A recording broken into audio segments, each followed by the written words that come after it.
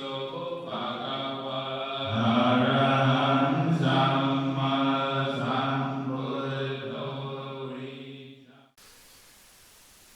โมตัสสะภะคะวะโตอะระหะโตสัมมาสัมพุทธัสสะนะโมตัสสะภะคะวะโตอะระหะโตสัมมาสัมพุทธัสสะนะโมตัสสะภะคะวะโตอะระหะโตสัมมาสัมพุทธัสสะพุทธังธัมมังสังฆังนะมัสสามิ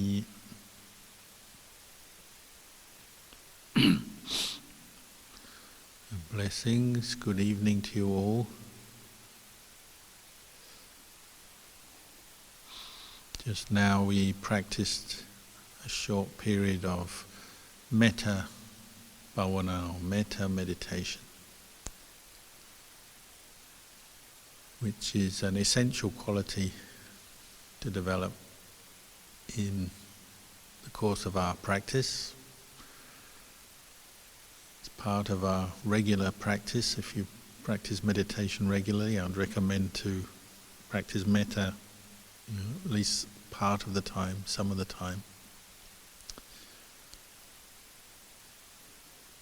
Because it's a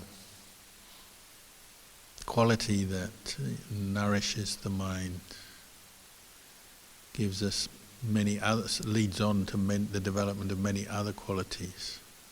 It's one of those qualities we call Brahma Viharas, a dwelling place of Brahmas, Brahma gods, or sometimes they call the practice of Metta the sublime abiding. It's one very wholesome or skillful dwelling place for the mind.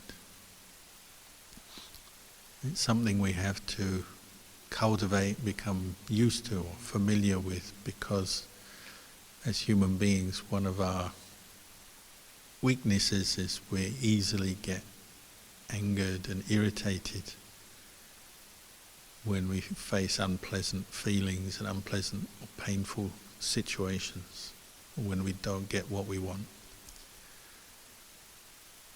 And whoever you are in this world, there'll always be some times when you don't get what you want, because just having a human body, you want your body to be healthy, strong, feel good, look good, and it doesn't always deliver.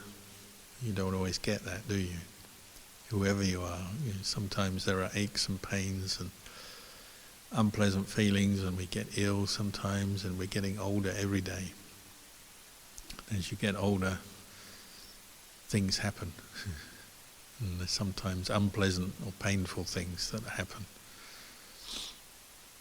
So metta, or goodwill, is one quality that will help you to deal with that, some of the pain and suffering of your physical body.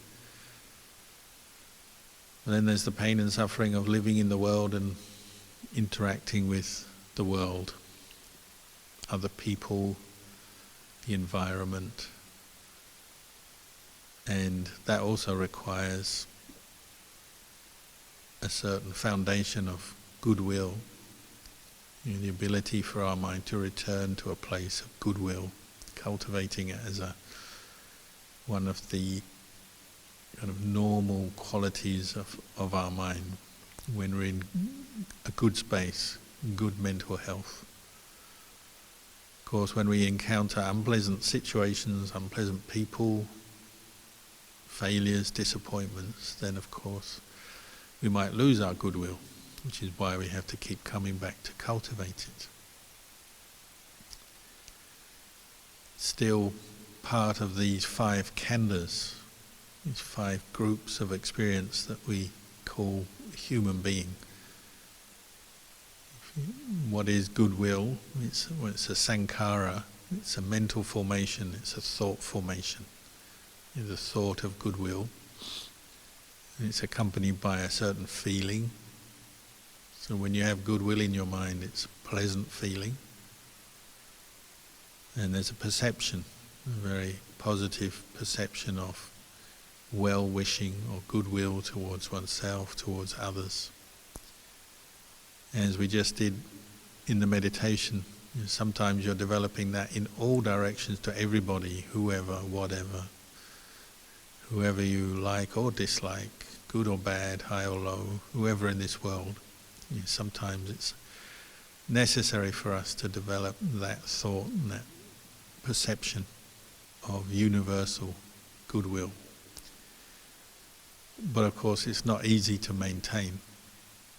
We lose it sometimes when things don't go our way, when people don't speak in the way we would like them to, or they're rude or aggressive, or they disagree with us, they hold different views and opinions from us, or when they're selfish or do things that hurt us physically or mentally, or sometimes just when they are cold and ignore us.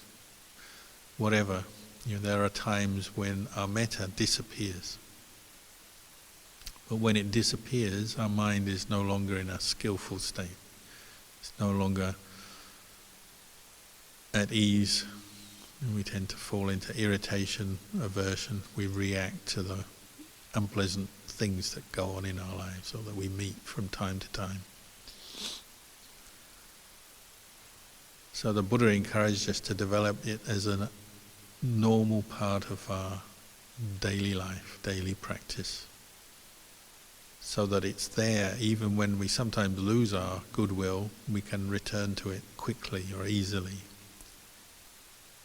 so that we can return our mind to what we say a state of normality.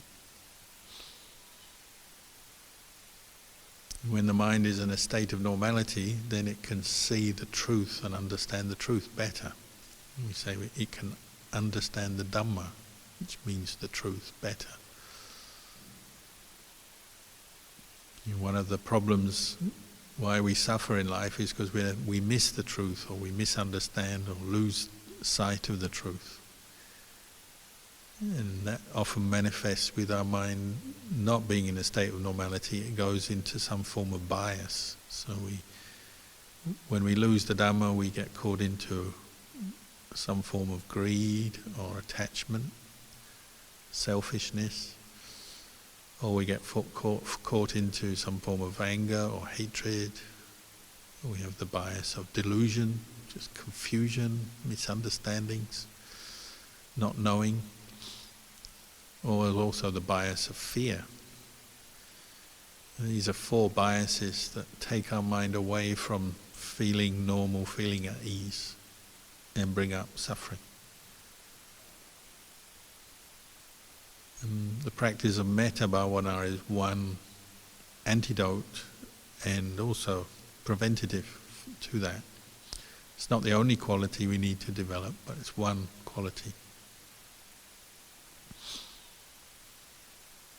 You notice when you're practicing metta regularly and it comes out in your behavior, and then your speech, your actions will reflect that, and reflect your state of mind.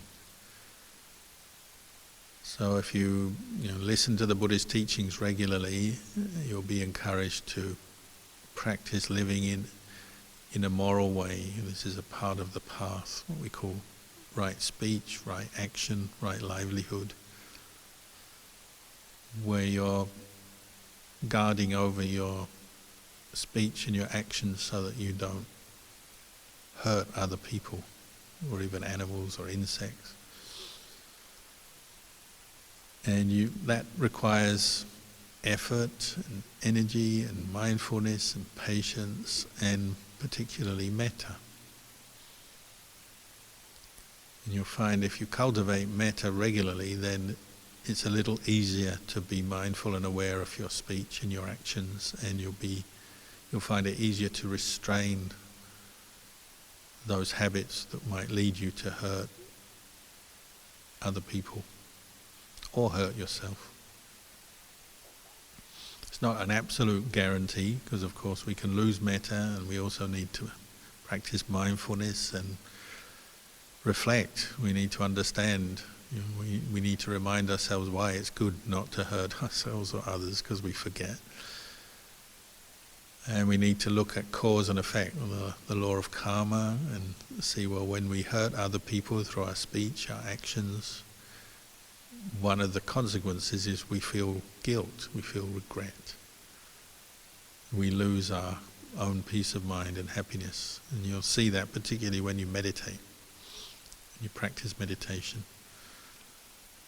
And you'll see or know, if you practice meditation regularly, you'll see, well, when you lose your metta, then you tend to be more caught into irritation, aversion, and then it will come out in your speech, your actions. But then later on you probably regret it, and when you meditate it will come up, won't it? You notice through remembering what you've said and done and the painful feeling that accompanies that, feelings of regret, sadness, annoyance with ourselves sometimes for saying or doing something so hurtful or foolish or stupid. We've all had that experience, and sometimes it gets really intense. When you lose your metta, you say or you do something that really hurts somebody else, well, you may carry the feeling of guilt or regret around for a long time, sometimes even for a whole lifetime, and certainly for days, weeks, months, even years.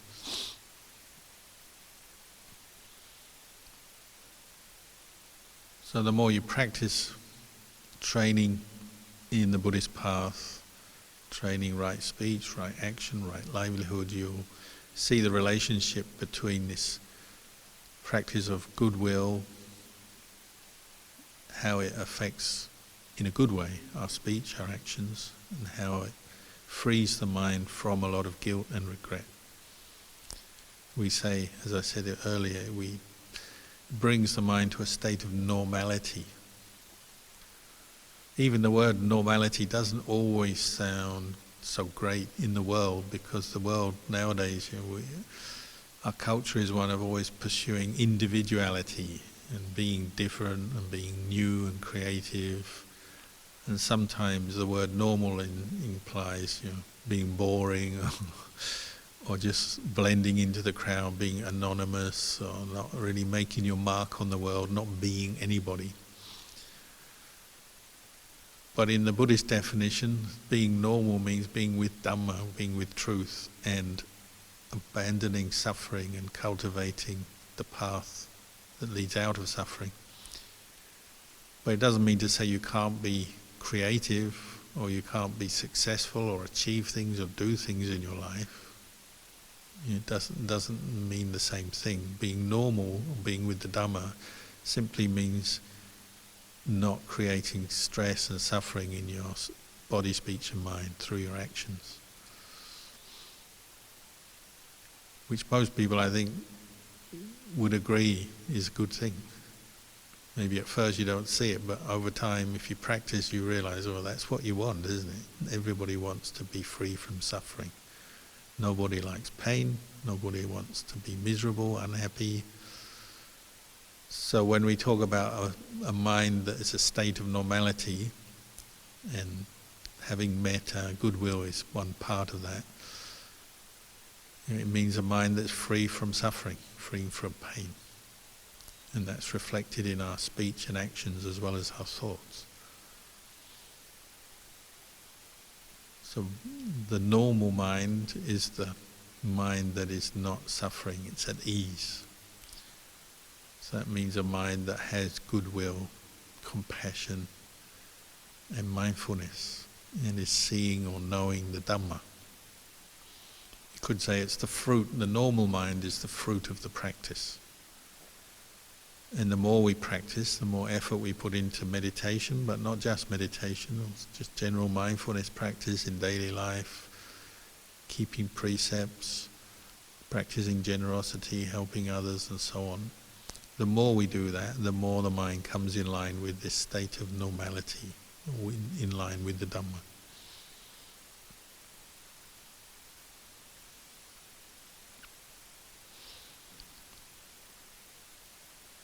When we practice metta, we also need to cultivate mindfulness.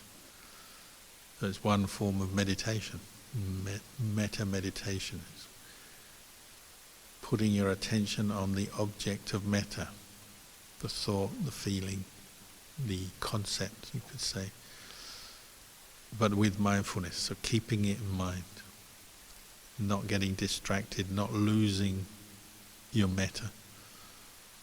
And that's the challenge. Like any other meditation object, you need to practice it and train in putting your mindfulness on the thought, the object of metta. But when we do that, then it already brings its reward. The effort you put into doing that helps your mind and body to relax, to feel more calm and at ease. Of course, as you're practicing mindfulness of the object of metta, then the hindrances will come up, these nivarana, 5 hindrances, to distract you. And anyone knows when you practice meditation, there's times when it seems to be working well and easily and things are flowing along nicely, and then there's times when you just can't do it or it seems really difficult. And there's a whole multitude of obstacles that will arise, sometimes to do with your body, physically how you feel. Maybe you're tired or ill or in pain for some reason. Sometimes it's just mental problems, just mental tiredness, distraction, or particular attachments that come up, worries, doubts, anger. But of course that's why we practice. It's because we are affected by all these obstacles, these hindrances, that we need to practice. But metta has a very natural kind of soothing effect on body and mind. So it's one meditation that does help to remove some of these hindrances from the mind, even when you feel not at your best or you're struggling. So it's often a meditation people turn to when they're ill, for example. Your main meditation object may be the breathing meditation. This is what the Buddha used and recommended. This is what I recommend, this is what I practice most often. But at the same time, at times when you're ill, run down, tired, sometimes it's quite hard to stay with the breath, because the breath is a very subtle meditation object. It's a feeling that maybe you can only be with it for a few moments and then your mind races away to a whole other dimension of thoughts or worries, memories and so on. So sometimes you can use the metta meditation to help you, particularly when you're physically run down, tired or ill. It's something worth experimenting with. And bringing up this thought, may I be well, free from stress, and the accompanying feeling. So if you do it regularly, you get used to knowing what that feeling is and how to turn your mind to it. You get used to bringing up the thought to help soothe you in that moment, and also to bring up the mindfulness, but using a very soothing, a very pleasant object. Often we kind of find it difficult in the beginning of practicing metta because by our nature, through our culture, our cultural conditioning, we're often quite cynical. And we don't even really fully believe it yet, that we can have metta in our mind, especially if we've had a lot of stress and suffering or hard times. It just doesn't seem like a suitable train of thought for this mind. If you have a lot of self-aversion, you might feel you're just not somebody who has metta. You may already have that perception of yourself there. So you have to work at it gently, regularly, often. And you have to go at it quite, maybe quite slowly, short periods of time. Because of the cynicism and the doubt, the self-doubt, you think, oh, this is just waste of time or foolish, or who am I to have metta?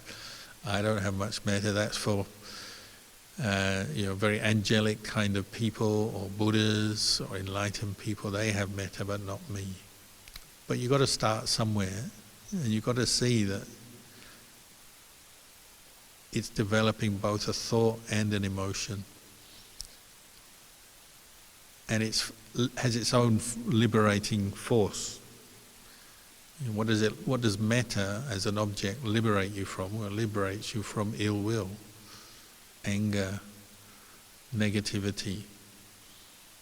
And sometimes we need to sit down and talk to ourselves. Say, do I like negativity and anger? You probably say, no, I don't like. So then you begin to see the value of cultivating metta. And nobody is expecting you to be perfectly 100% full of metta, what we call a ball of metta from day one. It would be nice if it was like that, and there are those people in the world who seem to be like a ball of metta, just 100% pure goodwill and kindness. But you've got to start somewhere. And what's the alternative? Do you want to be 100% ball of anger and hatred and negativity and cynicism and disappointment and so on? Well, that's not very nice. I think we all know that. So you just start somewhere, bringing it up, maybe dedicate once a day a period of time to bringing up this practice of metta, goodwill. We do the chanting, that sometimes helps. If you have faith in chanting, you can do that as a regular thing. You have your time when you do some chanting and you include the metta, one of the metta chants. But also as a meditation, actually sitting down, checking in with yourself. And it doesn't matter if your starting point is one of being fed up, tired, negative, unhappy about life. That doesn't matter. The whole point is you're working with that by developing metta. But metta means that sense of tolerance and acceptance of yourself and then out to other people, other creatures, other beings. And it doesn't mean necessarily that you like everything about yourself or you like everything about the people around you or anywhere in the world. That's not the point. It's not to fall in love with the world. The point is to cultivate the thought of well-wishing to yourself and then to others. So often the very time when you're feeling ill or down is the right time to do it. But it's probably the last time you think of doing it, unless you've been practicing it already. This is the value of regular practice. It's something not too far away from your mind. So you turn to it and you say, oh, today I'm feeling really lousy. Maybe this is the best time to do my metta meditation. And you begin. And you have to have that small spark or memory of what it feels like to have goodwill in your mind, the feeling, the thought. And you build on that. So it's just like a little spark of light in a dark night sky or whatever. You just have to start from wherever you're at.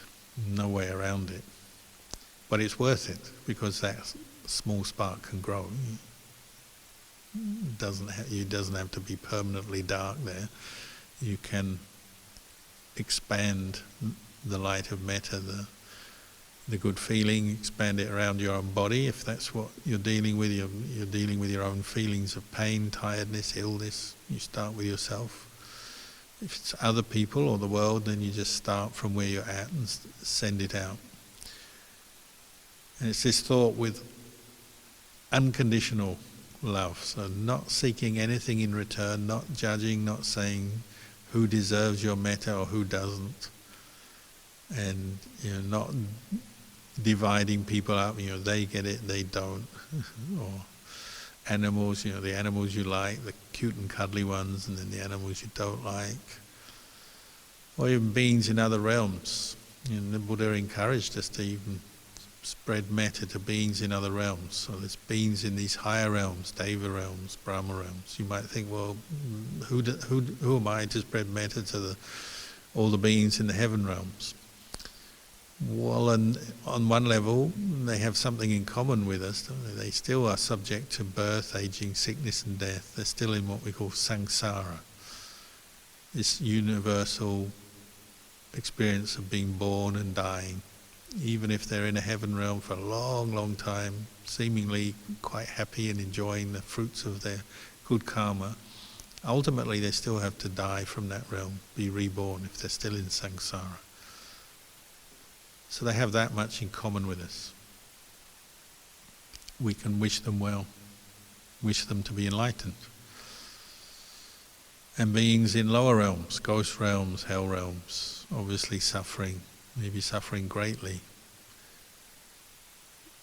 Wishing them well is wishing for them to improve, to get beyond that karma, so they improve and they go towards nibbana, the end of suffering.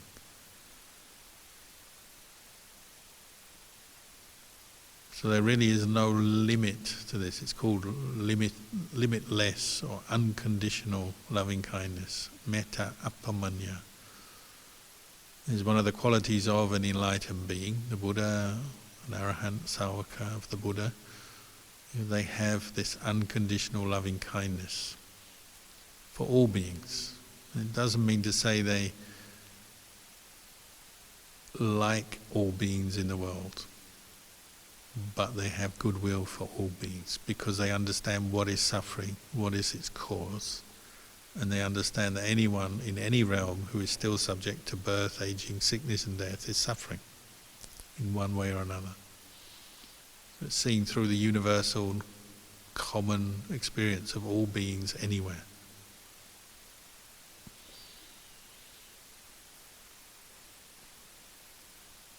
So sometimes we think about it first, how we practice metta, but then the doing of it, you just begin slowly, surely, and practice regularly so that your mind becomes used to going to that thought of goodwill for yourself, for others.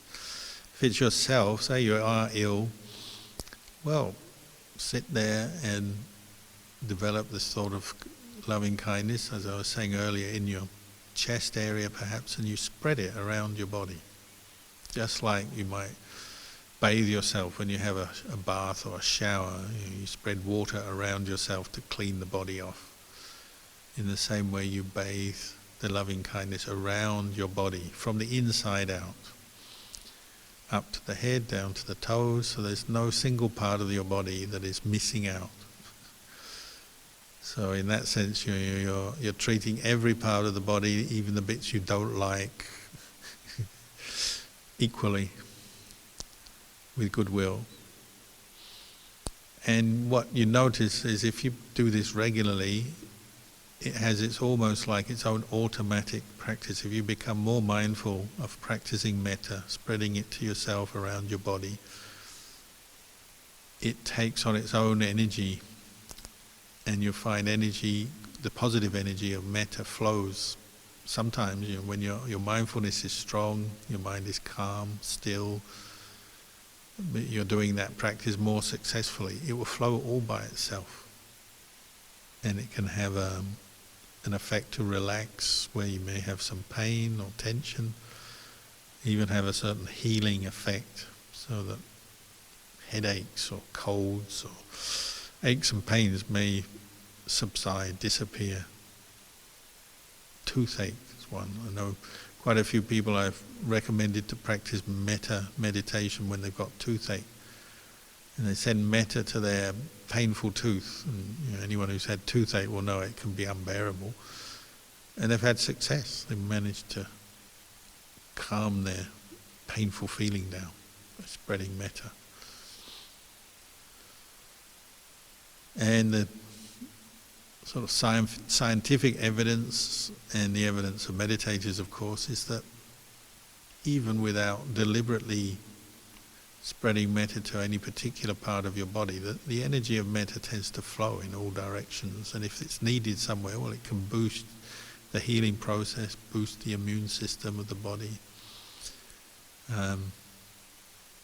can have its own benefits. So it's something to be practiced regularly. And then if you become more used to spreading metta to yourself, then you can spread it out to others, and in all directions. Many monks I know do this regularly, and in a very kind of universal way, just not choosing who they're spreading metta to. They sit there maybe for 1 or 2 hours a night, spreading metta in all directions, to all beings, without choosing. So in all realms, all humans, all animals, all devas, all ghosts, in all realms, as a conscious practice. And that can take quite a while, because if you're going to spreading metta, there's 31 realms of existence the Buddha talked about. That's quite a lot of realms. That's quite a lot of metta. So you start small with yourself briefly, but then you work up to it, and maybe they get to the point where their mind is one-pointed. The mindfulness on the metta object is so continuous and so strong that all they have in their mind is metta. If you get to the point of one-pointedness or samadhi, and then they're spreading it in all directions. And you can imagine, for them that has a very purifying effect on habitual negativity, irritation, aversion. That's going to come up less and less in their thinking, in their psyche, if they practice that. And then for other people it can have a very good effect as well. So you meet those kind of people who practice metta regularly, often they have a very good feeling around them, and when you're with them you feel better because of the power of their metta. You actually feel it, you notice it. One of the first stories I heard about the effects of spreading metta was when I was in Thailand, was from this teacher Jalkun No Dhammawitiko, who lived in a monastery in Bangkok. And Ajahn Chah occasionally talked about him and praised him as the enlightened monk, the arahant in the city, because his monastery was right in the centre of Bangkok. It's not a place you'd expect a monk to become enlightened, but he was believed to be fully awakened, enlightened monk. Lived in the city. That monastery is a very busy monastery. You can still go there today, and people are coming and going all day long, and there's traffic and buildings around, and it's just not a place you would think someone would get enlightened, and yet he got enlightened there. But he was a monk who didn't speak so much, didn't give a lot of public talks. Sometimes he would, but he could meditate. He could meditate all night long if he wanted. His standard practice is he never missed the evening meditation sessions in the monastery. The monks would come together to chant, meditate, and he would sit maybe for 2 or 3 hours every night, minimum. Sometimes he'd go all night, but regularly sit for 2 or 3 hours. And he said he would spread metta during that time. So some people like to come and sit with him just to feel the metta. You could say that's a bit self-indulgent, but you've got to start somewhere. And sometimes we need that. Our own metta is a bit weak, so we need a boost. So we go and sit meditation with someone else whose meditation is a bit more advanced than us, so you feel good, and it boosts your own meditation perhaps, and leads you along. So people would like to go and sit with him. But he would spread metta, and he spread it, he said, to all people in all directions, all over the world, literally without limit. So as if going ahead of him, so if you spread metta out in front of you and then go the world, because it's a sphere, if your metta is strong enough, it'll go all around the world and come back to you from behind. Or in any direction, because a sphere is like that, isn't it? A globe, you can spread metta in any direction, it will go completely around the globe and then come back to you, because it's a globe. But also out into the different realms, 31 planes of existence. So nobody was missed out, he said. It'd take a long time, but he'd do it regularly, so he got good at it. There's a famous story. One time he spread metta, and there's this man in America, I believe, and he was suffering from terrible migraine, really paralyzing pain that he'd just have to lie down. Even painkillers couldn't get rid of this migraine, and it would stop him working, stop him concentrating on doing anything. And he'd had it, I think, all his life, certainly most of his life. So just a miserable kind of existence, constantly suffering, terrible migraine, in pain.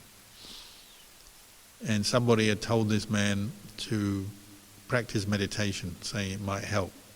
But his meditation hadn't developed very well yet, but he was trying. And one day he had a migraine, so he's sitting meditation, just trying to calm his mind to deal with his pain. And he had a vision of this monk, this skinny monk with quite white skin, but he's an Asian monk, and he's wearing the robes, this colour of Theravada monk. And in that vision, the monk was obviously radiant with loving kindness, and he felt a wave of very powerful good energy coming over him. And from that day on, his migraines disappeared. And that was it, he was cured. But he didn't know any monks before that. It's not like he knew some monk and was thinking of his teacher or thinking of his enlightened monk. He didn't know monks, but he saw this monk in his meditation. But he didn't know who he was, so he made a resolution, I've got to find this monk, go and express my appreciation, because he realized this monk has somehow helped him. And he planned for 2 years, I think, he planned to travel to Asia to find the monk. And he didn't even know which country the monk was from. Could be, he thought it was either India, Sri Lanka, Burma or Thailand. So eventually after 2 years he travelled. He went to India, didn't find the monk. Went to Sri Lanka, didn't find. He didn't go to Burma yet, he went to Thailand, was the third stop. And he spent time in Thailand looking for the monk and didn't find him. And he was preparing to leave Thailand to go to Burma, but he was in a shop and he saw a number of monks' photos on the wall of this shop. And he saw the monk that he had seen in his vision. He didn't know his name or where he lived, but he saw the monk. He said, that's this monk. And so he asked the shop owner, who's the monk? Where does he live? And the shop owner, obviously having the photo of the monk, knew who he was. He said, oh, this is Ajahn Kalyano. What tapes are in? And he sent his assistant off with the man in a rickshaw in those days, off, because this is the 1960s, a long time ago now. Sent them off in a rickshaw to the monastery, and they found Ajahn Kalyano, and he talked to him, and he recognized him. He said, this is the monk. And so he thanked him, but like many monks who have great ability, but they're very humble and they keep the rules of the monks, he didn't admit that he had helped the man. But he talked, and they got to know each other. And everyone who was there realized it was probably this monk who helped him, even if he's not admitting it. So this is what we call metta apamanya, metta without limits. When it's practiced well, maybe to the point of what we call jhana or apana samadhi, full one-pointedness of mind. There's no wavering, no distraction. The mind is fully focused on the practice of metta. Well, then it can go in all directions, and whoever's lucky enough to be in its way will get the benefits. And sometimes it's just a brief lifting of the gloomy clouds of your mind when you receive the metta from someone else. Sometimes it's more intense, and somebody is healed from an illness. It can be oneself, practice metta to yourself, it can be someone else. But the idea is to realize that the human mind can be trained and developed in this way, and the goodness of the mind and the power of goodwill can spread beyond the boundaries of this physical body out towards other people. And it's something we shouldn't underestimate or ignore. We're missing out if we do. The goodness we develop in our meditation practice, and not just in meditation, but in daily life, practicing precepts, generosity, charity, kindness,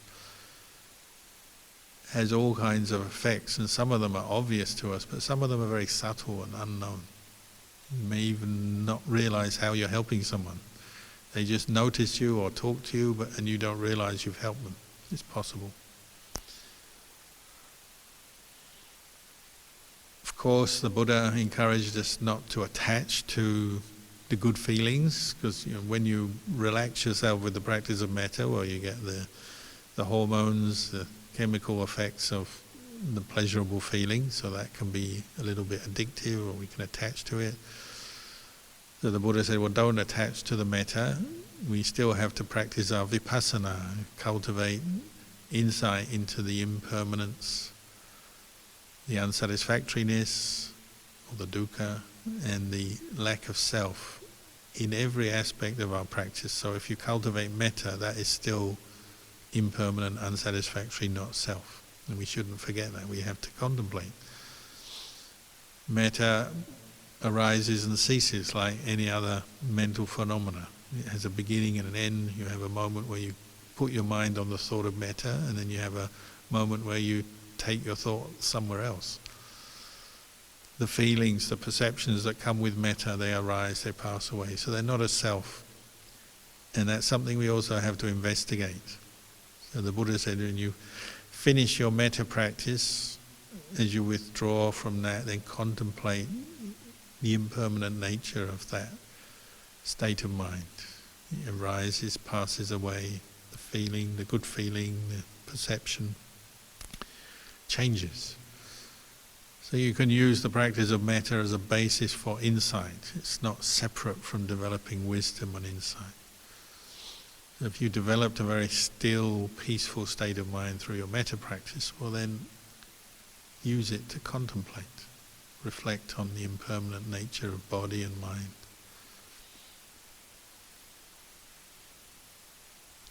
And this is where metta leads on to wisdom, or panya, arising. Really the heart of our practice is developing sati, whether it's on the object of metta or the breath or any other meditation object. We develop sati regularly, constantly, and then panya, insight into these three universal characteristics. Apply it to this body, this mind. So even practicing metta, we have to be careful, because you can create a self out of it. I am one with metta, spreading metta to somebody else. This person I've spread metta to, we've seen them in terms of being a personality. I am a personality, they are, and so we can still be creating the causes for suffering. It's what we call sakkaya ditthi. It's the first fetter that in the Buddhist path we have to abandon. If you have this sense of self, being somebody, I am a good person, I am somebody with metta, I am kind. If you attach or identify too strongly with that perception of being somebody, then it's still a cause of suffering. Maybe you only notice it when somebody else comes along and says, oh, you're not that kind. And then your sense of self is challenged and you see this first fetter, what we call sakkaya ditthi. You say, oh, yes, I lost it there. I thought I was this really kind, wonderful person, but now I'm getting angry because they criticized me. And all the metta dissolves, and you're seeing the harm of sakkaya ditthi, personality view, or seeing your experience in terms of being a person. Or the other kind of common way it happens is you attach to the person you're spreading metta to, perhaps, and you expect something in return. So you spread metta to someone, and then they turn around and they don't care about you, or they're aggressive to you, or they're rude to you, or they're not grateful. So then you get another form of personality view, and when you put your attachment onto that person as a personality, you say, oh, this person doesn't like me, this person is ungrateful, they should be different, they should be better. That's also personality view. It's where we create a person out of our thoughts and feelings and this body, and then out of the thoughts and feelings and the bodies of someone else. This is what no noble one, Aryapugala, has anymore. They've dissolved that in their way of looking at things. They no longer see people as personalities in that sense. They're aware of bodies and feelings and thoughts and perceptions, but they don't see them as a person. So they remove a lot of suffering from their mind by seeing through Sakkaya Ditthi. Practicing metta can still be a basis for Sakkaya Ditthi or delusion. We don't see it sometimes. So that's also something you have to investigate. Not only is metta impermanent, but it's not self. And that's the same for any meditation we're doing. We're using it as a way to train the mind to develop insight into the true nature of this body and mind and see beyond the sense of being a person, a personality, a self. So that's where our main suffering comes from. So it's the first fetter we abandon. It's the big one, it's the difficult one. Because it's just our habit to always see things in terms of me and you, us and them. I am a person, you're a person. My view, your view, my opinion, your opinion. It's what we call duality. There's an object, there's a me, the knower, and there's something that I know. And this is where all the suffering in the world comes from. But we can use metta as a vehicle to get to the point where our insight sees through that. So metta is not separate from the practice of vipassana. It's supportive of it. They go together, but maybe you use the metta as a basis for developing insight.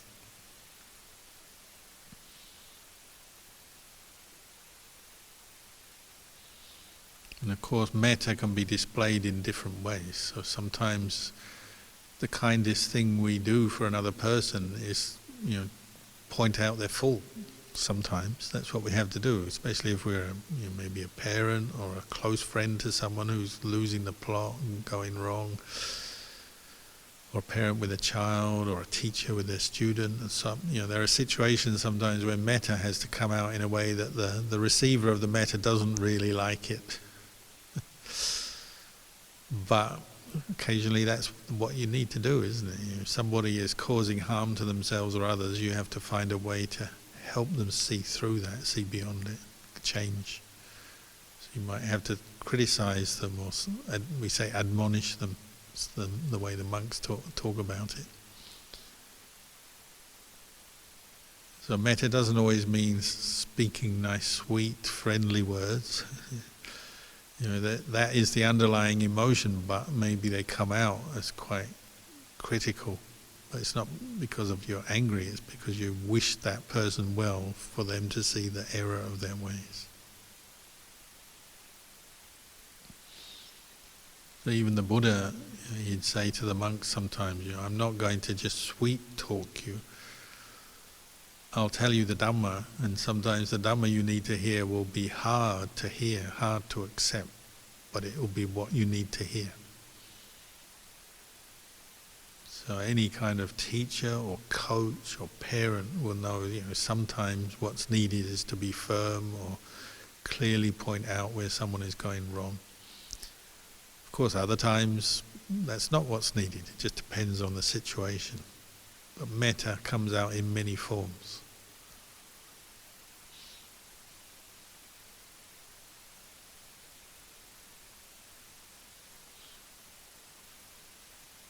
I know one monk, I was telling this story earlier, that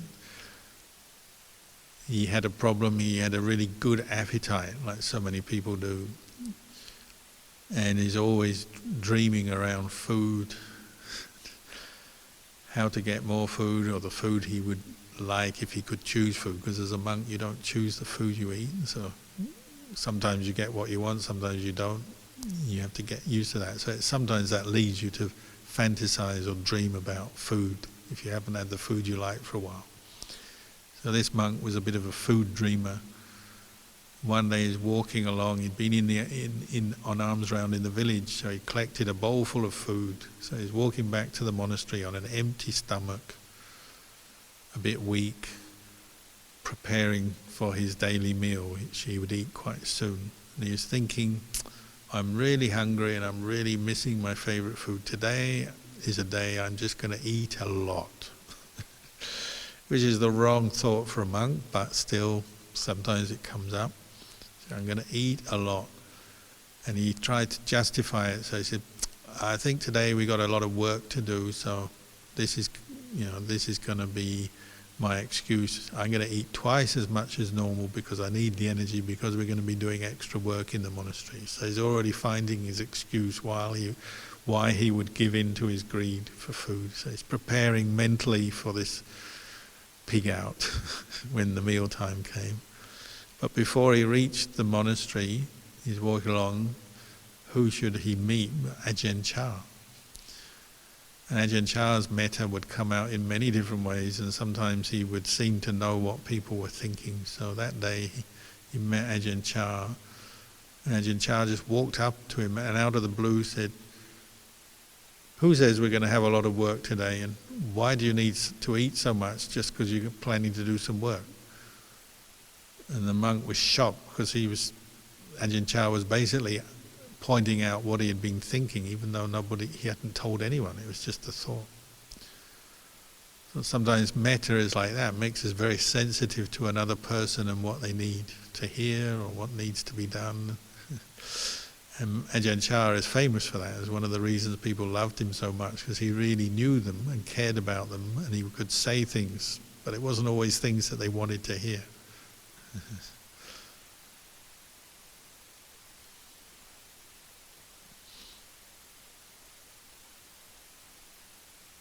So metta is both part of the path, cultivating these good qualities of mind and developing samadhi as well, developing right thought, right action, right livelihood.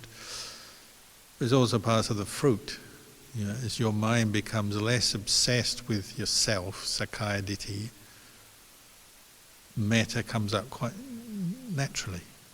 You're more sensitive to others, more helpful to others, more aware of others and their suffering. You see yourself and others as much the same. So then maybe your ability to help others in different ways, whether it's just through a kind thought or useful words or some kind of skillful action. Metta is both the path and the fruit. They go together. So tonight I've given you some teachings on this quality of metta and goodwill. Maybe I'll leave that there, leave the talk there, and afterwards we can have a chance to, if there's any questions, I'll try to answer them.